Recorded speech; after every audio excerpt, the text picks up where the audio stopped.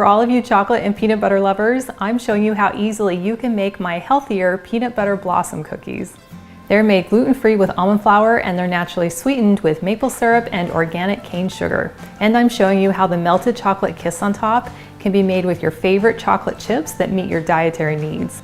Now, I have yet to find some gluten-free, dairy-free, or vegan chocolate kisses, but I was able to find a mold, which means we can melt our own.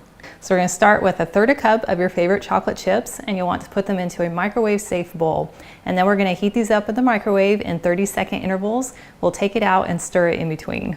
So after our second round of 30 seconds, you can see that our chips are melted. So I'm just going to go ahead and stir these up until it's nice and smooth. And now I'm just going to take a small spoon and then pour the chocolate right into the kiss mold. And then a really simple hack for making sure all the chocolate gets down into the little tip of the kiss mold is to use a toothpick. I'm just going to poke it down inside the chocolate, and then I'm just going to kind of wiggle and push the chocolate right down in the middle. And then I'll take the mold and tap it a few times on my counter. And that will help make sure we get out any extra air bubbles. And then this can simply go into the freezer while we make the peanut butter cookies. To make the cookies, we're going to start with 1/3 cup of room temperature butter. And then I'm going to add 2/3 cup of some natural peanut butter, 1/3 cup of organic sugar, 1/4 cup of maple syrup, and then I'm going to mix these together until they're well combined. Well, that looks great. So now we can go ahead and add 1 egg, and then we're just going to mix this until the egg is incorporated. Now I'm going to add a teaspoon of vanilla extract and 1/4 teaspoon of almond extract. Now we'll mix these in. Now we can add our dry ingredients, which includes 2 cups of almond flour, 2 tablespoons of tapioca flour, and then I'm adding 1/2 teaspoon of baking soda, 1/2 teaspoon of baking powder, 1/2 teaspoon of salt, and 1/2 teaspoon of cinnamon. We'll just dump those right on top. And then we'll mix these together till we have a very fluffy cookie dough. Well, that looks fantastic. Now, I like to line my cookie sheet with parchment paper because it makes it really easy for getting the cookies on and off of the pan. And then to scoop the cookies, I'm just using my medium-sized cookie scoop.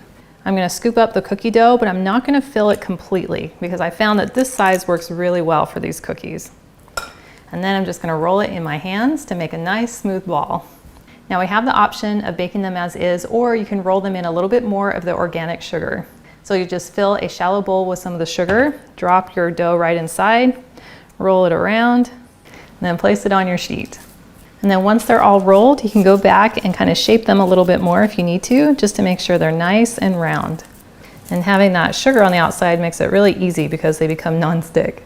Now these are ready to go into a 350-degree oven for 11 to 12 minutes, just until the sides are starting to turn a light golden brown. Well, these just came out of the oven and they look gorgeous. I ended up baking them for 13 minutes. You can see they're just lightly golden brown around the edges. So now we want to take our frozen little kisses and just push them right down into the center of the cookie. And this will give us our beautiful blossom cookie shape. Keeping our kisses in the freezer helps them to not melt down too quickly, but the bottom will melt down just enough to fuse down with the cookie. And before the cookies cool off, you can go ahead and kind of squish them together just a little bit if you'd like them to be a little more firm. Now I am super impatient and I really want to try one of these, so I'm going to take one and just put it into my freezer for just a couple of minutes so that it's cool enough for me to try. And then we want to remove the cookies off of the warm baking sheet. And then you can put this tray right into your fridge if it looks like your chocolate is melting too quickly. Well, my sample cookie only needed about a minute in the fridge and it is now the perfect temperature. And I love how just lightly golden brown it is on the bottom. And then it has some sparkle from the sugar that was rolled on the outside. And I love the fact that the chocolate kiss isn't completely solid yet. That is delicious. Crunchy. That is the perfect bite of peanut butter and chocolate. As soon as I bite in, I get the crunch from the outside of the cookie, but then that really soft, peanut buttery smooth inside.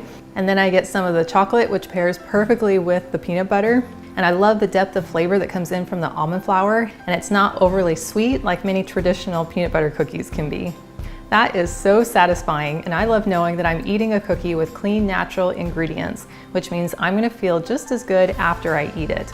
Now, of course, these are a treat, so they do need to be eaten in moderation. Well, thank you so much for hanging out with me today in my kitchen. I've included a link to the full recipe, and it's in the video description below. And I also invite you to like and subscribe to my channel. And if you know someone else who you think would love this recipe, please share this video with them. And I cannot wait to have you hang out with me again in my kitchen.